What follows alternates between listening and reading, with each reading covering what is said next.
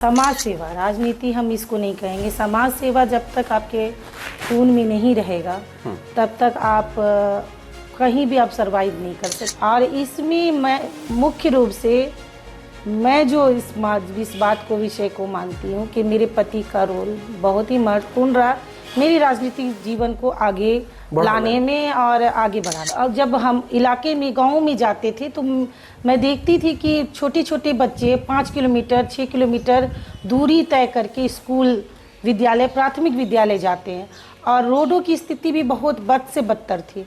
तो मेरी सबसे पहली पहल थी कि सड़कों का जाल बिछाना। नमस्कार, आप देख रहे केलांचल टाइम्स और मैं हूं नंदन झा। बिहार में गर्मी के साथ साथ सियासी तापमान भी तेजी से बढ़ रहा है। यूँ कहें चुनावी आचार संहिता लगने में अब कुछ ही महीने का वक्त बचा है और अभी से सभी राजनीतिक दल के संभावित प्रत्याशी मैदान में डटे हुए हैं और अपने पार्टी और अपने गठबंधन के गुणों की बखान करने में लगे हुए हैं। इसी कड़ी में आज हम लोग कटिहार जिला के प्राणपुर विधानसभा क्षेत्र पहुंचे और प्राणपुर विधानसभा क्षेत्र में ऐसे व्यक्ति, ऐसी महिला से आज हम लोग मुलाकात कर रहे हैं जो पिछले एक दशक से भी ज़्यादा समय से चुनावी राजनीति में दिलचस्प रखते हैं। महिला पूर्व में जिला परिषद की अध्यक्षा रही हैं और निर्दलीय चुनाव लड़कर भी अपने आप को ये साबित कर चुकी है कि अगर इंडिया गठबंधन को इस क्षेत्र से चुनाव जीतना है तो इशरत परवीन को नकारा नहीं जा सकता। इशरत परवीन 2010 से चुनावी दंगल में है, लगातार चुनाव लड़ रही हैं और लगातार कांटे की टक्कर भी दे रही।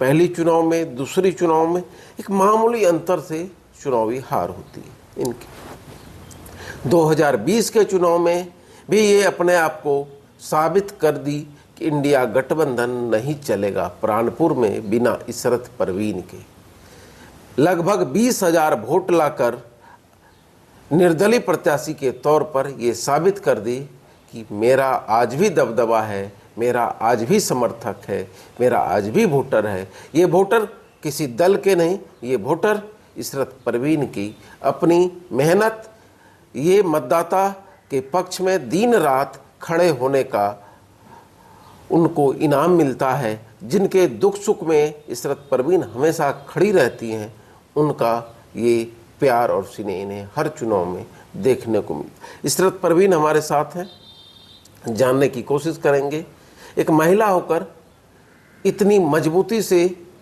चुनाव कैसे लड़ती हैं और घर में सब कुछ ठीक रहने के बावजूद क्यों धूप और बारिश में क्षेत्र में लगे। स्वागत है मैडम जी, धन्यवाद। कैसे इस चुनाव में, कैसे राजनीति में आ गया?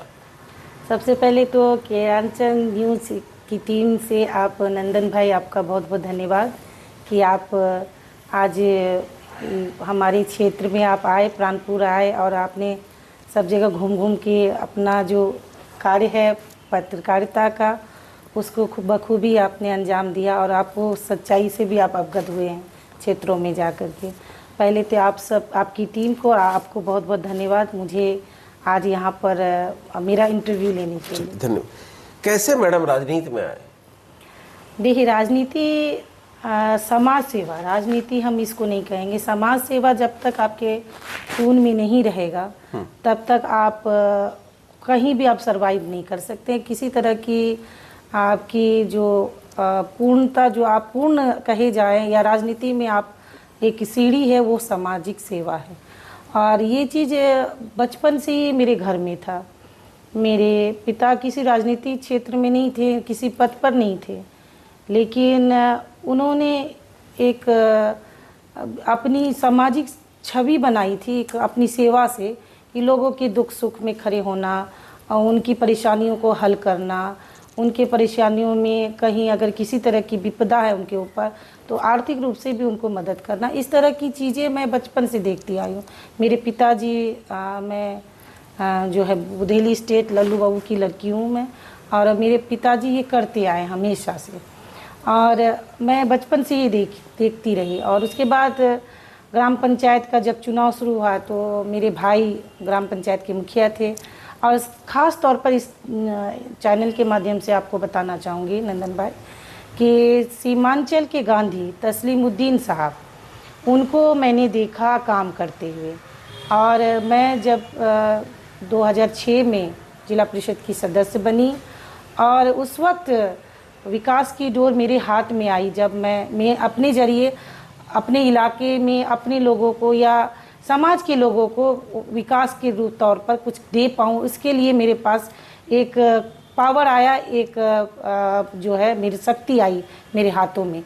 तो मैंने देखा जब प्रधानमंत्री सड़क योजना NBCC उस टाइम सर्वे कर रही थी और सर्वे करके उस टाइम जो सड़कों का जो काम चल रहा था, वहाँ पर जब कठिनाई मुझे आती थी तो मैं चचा तस्लीमुद्दीन साहब के माध्यम से उस टाइम जो है ग्रामीण विकास मंत्री केंद्र में, उस टाइम केंद्र में सरकार कांग्रेस की थी, रघुवंश प्रसाद सिंह जी ग्रामीण विकास मंत्री थे।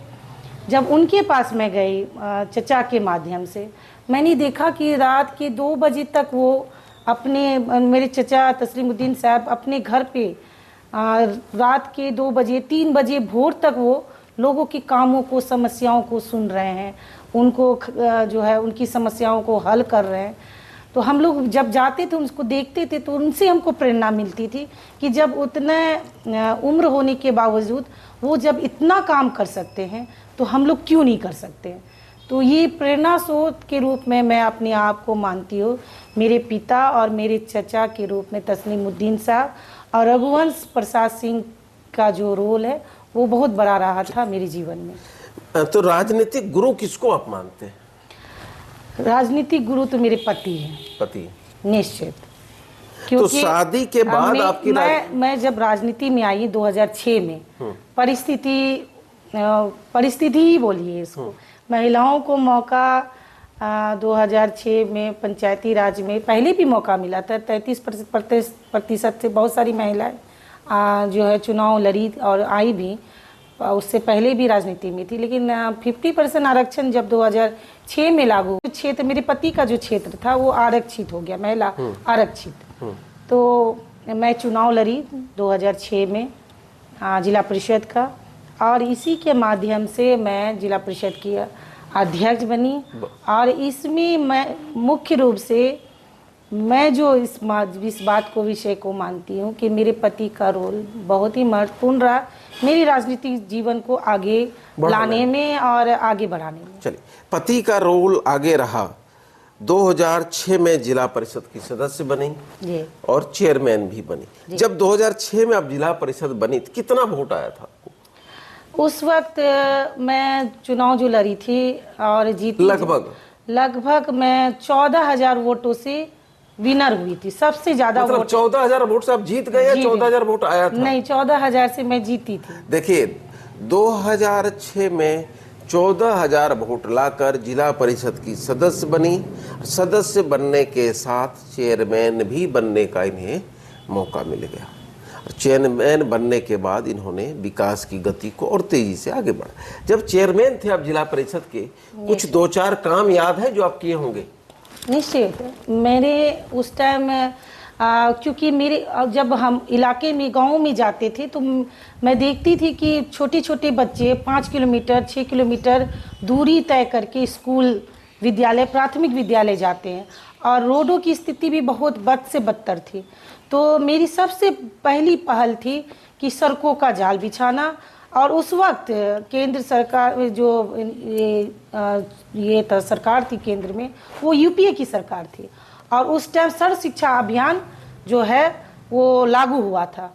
और उस वक्त ही जो है केंद्र ने राज्य को विद्यालय खोलने के लिए राशि दिया था। और उस वक्त मेरी ये पहल हुई थी कि मुझसे ये मांगा गया कि आप प्राथमिक विद्यालयों की सूची आप बना के हर 2 किलोमीटर की दूरी पर दीजिए। और बोर्ड से पास करना था हम लोगों को। हमारी भरसक कोशिश हुई, 577 विद्यालय पहले फेज में हम लोगों ने 577 विद्यालय पूरे जिले में हर 2 किलोमीटर की रेडियंस पे खोला। और दूसरा फिर 233 विद्यालय दूसरे फेज में जो छूट गया था, जो सर्वे में नहीं आ पाया था क्योंकि समय सीमा कम थी और उसी समय सीमा के अंदर विद्यालयों के नाम को भेजना था, तो 577 और 233 विद्यालय को हम लोगों ने जो है लगभग 800 लगभग विद्यालय हम लोगों ने खोला, प्राथमिक विद्यालय। उसके बाद प्रधानमंत्री एनबीसीसी एजेंसी थी और पूरे जिले में सर्वे करना था और कोड नेटवर्किंग, जो गांव के कोड नेटवर्किंग का जो किताब बनता है जो 2027 तक वैलिड है, जिनको राज्य सरकार ने इसको वैलिड किया है और 2027 के बाद ही नया कोई सर्वे हो सकता है। तो हम लोगों ने कोड नेटवर्किंग में सर्वे करवाया और सड़कों का जाल पूरे इलाके पूरे जिले में फैलाने का काम किया प्रधानमंत्री सड़क योजना के तहत। और तीसरी चीज़ें जो थी वो उस टाइम अपग्रेड करने का प्रस्ताव आया था, क्योंकि प्राथमिक विद्यालय जो पुराना था उसको अपग्रेड करके मध्य विद्यालय, क्योंकि प्राथमिक विद्यालय नज़दीक में था तो मध्य विद्यालय 8 किलोमीटर 10 किलोमीटर के रेडियंस पे था, तो अपग्रेड करने का जो प्रस्ताव आया हम लोगों ने प्राथमिक विद्यालयों को अपग्रेड करके मध्य विद्यालयों में परिणत किया और मध्य विद्यालयों को अपग्रेड करके हाई स्कूल में परिणत करने का मतलब शिक्षा के क्षेत्र में बढ़िया काम किया और सड़क के क्षेत्र, सड़क और शिक्षा। चलिए 2010 में आप विधानसभा चुनाव भी लड़ गए? निश्चित। निर्दलीय? नहीं, एनसीपी से। एनसीपी से कितना वोट ले आए? लगभग 48,984 वोट। आप देखिए 48,984 का मतलब 49,000 वोट 2010 के विधानसभा चुनाव में लेकर भी आ गई चेयरमैन रहते हुए। कितने वोट का अंतर रहा था जीत हार का? 700 वोट का, 700। आप देखिए विधायक बनते बनते 2010 में रह गई मात्र 700 वोटों से।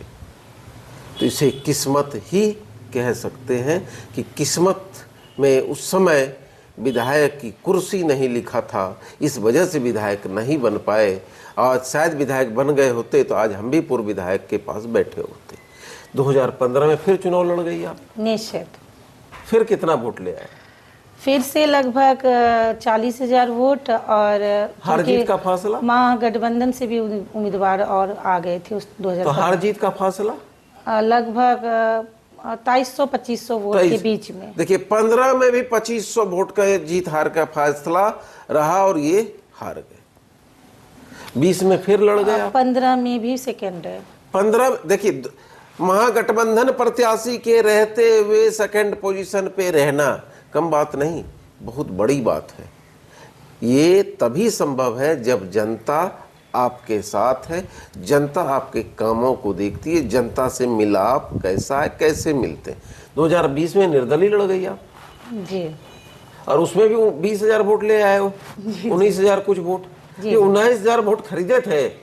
नहीं, ये मेरा केडर वोट है, जो हमारी जनता जो हमसे लगाव रखती है और हमारा केडर जो हमारे लिए हमेशा काम करती है और हम उनके लिए काम करते हैं, समाज के। तो 20,000 वोट ले आए, 20,000 वोटर आपके हैं? निश्चय। किसी पार्टी का नहीं है ये? 20,000 वोट हमारी जनता हमको दी तो उनको हम। आप देखिए 20,000 वोट लाकर नंबर 3 पोजीशन पर ये रही। और यूं कहें जीत हार का जब फासला हुआ था महागठबंधन से, यहाँ पे जो प्रत्याशी थे उन्हें वोट मिली थी लगभग 77,002 वोट, और जो जीते थे इस विधानसभा से विधायक हैं वर्तमान में, उन्हें वोट आया 79,800 लगभग। तो जीत हार का फासला 2800 का रहा। अगर ये महागठबंधन के प्रत्याशी होते तो क्या समीकरण को समझ सकते हैं? 40,000 वोट जो इनके कैडर वोट थे वो तो यहाँ जुट जाता, तो फिर ये विधायक बनने में सफल हो सकते थे। चलिए किस्मत में नहीं था, फिर से चुनाव लड़ेंगे। अभी राष्ट्रीय जनता दल की जिलाध्यक्ष हूँ। महिला प्रकोष्ठ? नहीं, मेन विंग में। मेन विंग के आप जिलाध्यक्ष हैं यहाँ के? जी जी। तो आप चुनाव लड़ेंगे कि लड़ाएंगे? नेता जो डिसाइड करेंगे वो करेंगे। नेता कहेंगे चुनाव लड़वाना है, लड़ना नहीं है? ये समय आने पर अब जब आप देंगे आप। देखिए कितनी बड़ी जिम्मेदारी। इस जिला के अंतर्गत विधानसभा सीट की 6 से 7 विधानसभा सीट है, 7 विधानसभा सीट हैं, सब पर इन्हें चुनाव भी लड़वाना है। तेजस्वी जी का इनके सर पर हाथ है, अपना भी चुनाव लड़ना है। अगर ये खुद नहीं लड़े तो प्राणपुर किसी में दम नहीं कि वो जीत सके इंडिया गठबंधन से। हम लोग भी कल पूरे दिन प्राणपुर में मेहनत किए, पता चला कि इशरत परवीन के बिना इंडिया गठबंधन अधूरी है। इसलिए इशरत परवीन को तो चुनाव लड़ना ही होगा। ये हमारा नहीं, ये क्षेत्र की जनता का कहना मन में है। देखिए सामाजिक सेवा में हूँ, अभी से नहीं। मेरा खुद का, मेरे पति का निकाल दें मैं कार्यकाल, तो मैं खुद 21 सालों से सामाजिक क्षेत्र में हूँ और मुझे अच्छा लगता है लोगों के समस्याओं को हल करना, उनके दुख सुख में खड़ा होना। सुख में नहीं भी रही, मेरी ये कोशिश रहती है कि सुख में अगर नहीं भी हो उनके दुख में जरूर हो। 2020 में जब चुनाव हारे तो पब्लिक से मिलते हैं कि घर बैठ गए? ये तो हमारी जनता आपको बता ही दी होगी, हम कभी भी घर नहीं बैठते। नहीं, वो फैसला जनता का। अभी वर्तमान में क्या समस्या है इस क्षेत्र का?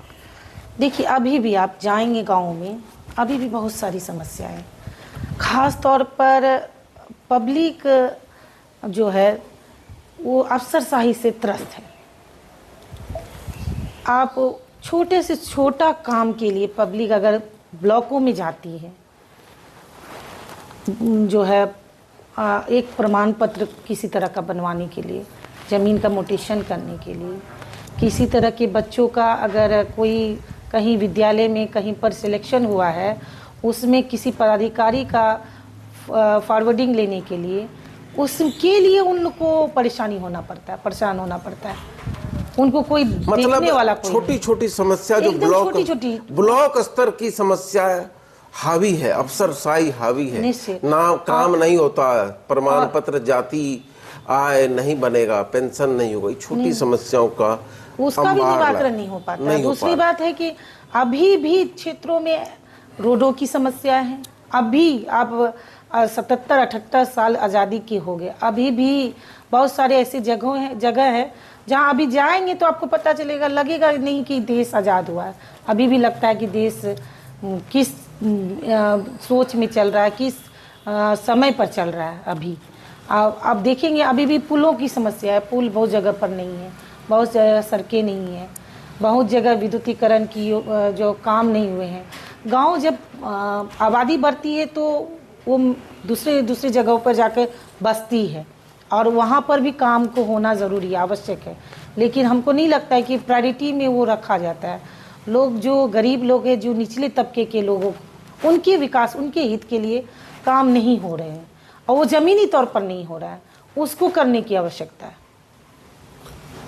2 बड़े काम जो प्राणपुर के इसका सपना हो, 2 काम जो आपका सपना, ये तो मैं करूंगी ही विधायक बनूंगी। तो देखिए सबसे बड़ा सपना अपने प्राणपुर विधानसभा के लिए है, वो ये कि वहाँ पर आपको पता होगा कि आजमनगर ब्लॉक और इस 8 पंचायत को जोड़ने के लिए एक अदद जो है पुल की आवश्यकता है, जिससे ब्लॉक मुख्यालय में इस पार के लोगों को आजमनगर प्रखंड मुख्यालय जाने के लिए उनको 15 किलोमीटर की दूरी, 20 किलोमीटर की दूरी को वो घूम करके तय करके जाते हैं।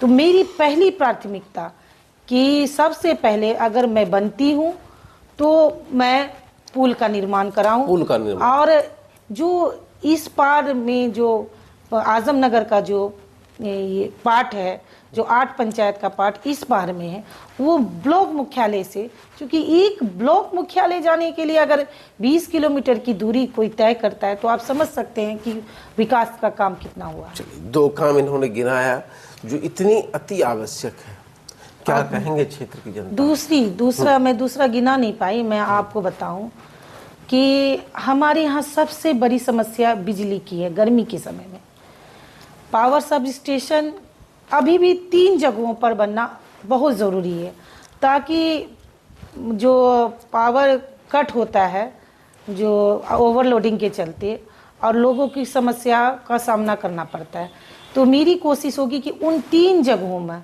ये बकचल्ला साइड में, एक आपका शीतलमणि महेशपुर के बीच में, एक जो है नारायणपुर के बीच में, ये मतलब ये 3-4 जगहों पर पावर सब स्टेशन अगर बन जाते हैं तो वहाँ की बिजली की समस्या, आजमनगर के उस पार की बिजली की समस्याओं का हल हो जाएगा। और इस पार में जो है मनिहारी फीडर से बिजली जाती है, जिसकी वजह से पावर कट का सामना करना पड़ता है। प्राणपुर फीडर में भी लोडिंग इतनी है, जो सोनोली से बिजली आती है, तो इसको भी यूटिलाइज करके बिजली के फेज में क्षेत्र में इसको किस तरह से हम लोग ठीक करें, इसको सुदृढ़ तरीके से इसको ठीक करके लोगों तक जो मूलभूत समस्याएं हैं, बिजली, पानी, स्वास्थ्य, रोजगार, ये क्या कहते हैं, शिक्षा, इस तरह के क्षेत्र में से जो बिजली का काम अभी बाकी है उसको भी करें। और शिक्षा के क्षेत्र में भी बहुत सारे ऐसी जगह हैं जहाँ पर अभी अपग्रेड होना बाकी है। कॉलेज को और अब स्कूलों को अब कॉलेज के रूप में परिणत करने का काम सरकार करे, जो अभी तक हुई नहीं है, और जगहों पर भी होना आवश्यक है, ताकि बच्चों को जो दूरी का जाने का जो समस्या हो रही है वो कम हो सके और शिक्षा की जगत में भी काम हो सके। महिलाओं के वो कैसे स्वरोजगार से जोड़ेंगे? देखिए, महिलाओं को स्वरोजगार से जोड़ना, नंदन भाई, मैंने जब जिला परिषद की अध्यक्ष थी उस टाइम भी किया था। उस टाइम SGSY के तहत स्वयं सहायता समूह बना करके महिलाओं को रोजगार से जोड़ने का काम किया था। और SGSY के तहत हम लोगों ने, आपको पता होगा, आशुतोष पार्क है कटिहार में, जो एक मार्केट है, हम लोगों ने उस टाइम उनके महिलाओं को आगे बढ़ाने के लिए, उनको एक मार्केट देने के लिए, बाजार देने के लिए हम लोगों ने कटरा निर्माण करवाया, बाजार बनाने का काम किया, वहाँ पर उनको देने का काम किया। और SGSY के तहत हम लोगों ने स्वयं सहायता समूह ग्रुप्स बना करके महिलाओं के उत्थान के लिए कि एक ग्रुप बन करके उनको लोन प्रोवाइड हो, और वो जो छोटी मोटी जो काम घरों में करती हैं, बुनाई, कढ़ाई, इस तरह की कामों को और आगे हम लेकर जाएं और उनको एक प्लेटफॉर्म दें। इसके लिए मैंने पहले भी काम किया, अभी भी कर रही हूँ।